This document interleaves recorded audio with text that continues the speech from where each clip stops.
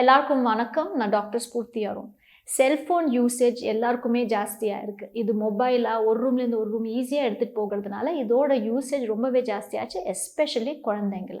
செல்ஃபோன்ஸ்னால என்னென்ன ப்ராப்ளம்ஸ் வரும், என்னென்ன ஹெல்த் கன்சர்ன்ஸ் வரும்ன்ட்டு நிறைய பேர் பேசிகிட்டு இருக்காங்க. இதில் எது ரொம்ப முக்கியம்ன்ட்டு நம்ம இதை பற்றி பேசலாம். மெயினாக குழந்தைங்க அடிக்கடி செல்ஃபோன் யூஸ் பண்ணுறதுனால சோஷியல் மீடியா, ரீல்ஸு, ஷார்ட்ஸு இதெல்லாம் பார்க்கறதுனால அவங்களுக்கு நிறைய இஷ்யூஸ் வருது. ஒன்று ஐ ஸ்ட்ரெயின், இதனால அவங்க கண்ணுக்கு பாதிப்பு வர்றது. அட்டென்ஷன் டெஃபிசிட், அவங்களால ஒரு பர்டிகுலர் டாபிக் மேலே ரொம்ப நேரம் அட்டென்ஷன் கொடுக்க முடியல. ஆங்ஸைட்டி, டிப்ரெஷன் இதெல்லாம் கூட நம்ம குழந்தைங்கள பார்க்குறோம். நிறைய வாட்டி சில இன்ஸ்டாகிராம் இல்லை யூடியூப்பில் பார்க்குற பீப்புள், அவங்களோட ஃபோட்டோஸ் அண்ட் அவங்க எடுக்கிற வெக்கேஷன் இது எல்லாத்தினால பீப்புளுக்கு இன்செக்யூரிட்டிஸ் வர்றதுனால நிறைய வாட்டி அவங்க இதனால சேட் ஆகிறது, ஆங்ஷியஸ் ஆகிறது இதெல்லாமே நம்ம பார்க்குறோம். செல்ஃபோன் கண்டினியூஸாக யூஸ் பண்ணுறதுனால அண்ட் எஸ்பெஷலி பெட் டைமை தாண்டி பார்க்கும்போது அவங்களோட ஸ்லீப் அண்ட் வேக்கப் சைக்கிள் வேறு எஃபெக்ட் ஆகுது.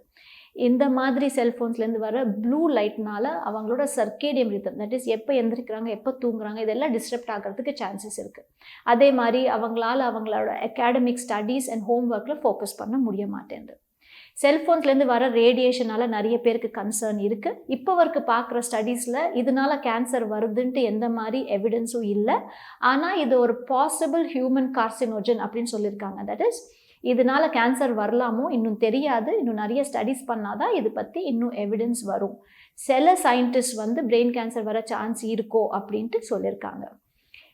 செல்ஃபோன்ஸ் நீங்கள் எப்படி கேர்ஃபுல்லாக யூஸ் பண்ணுறது. First of all amount of டைமை நீங்கள் லிமிட் பண்ணுங்கள். எவ்வளோ நேரத்துக்கு குழந்தை பார்க்குறா செல்ஃபோனு இல்லை ஒரு ரீலு, ஷார்ட்ஸு எவ்வளோ நேரம் பார்க்குறாங்கன்னு பாருங்கள்.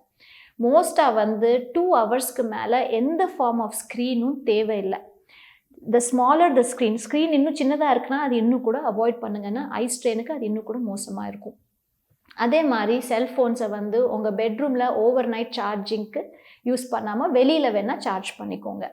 லேட் நைட் யூசேஜ் ஆஃப் செல்ஃபோன்ஸை அவாய்ட் பண்ணுங்கள். முடிஞ்ச அளவுக்கு ஸ்பீக்கரில் போட்டுக்கிட்டு யூஸ் பண்ணுங்கள். இல்லைன்னா ஹேண்ட்ஸ் ஃப்ரீ டிவைசஸில் அதை யூஸ் பண்ணுங்கள்.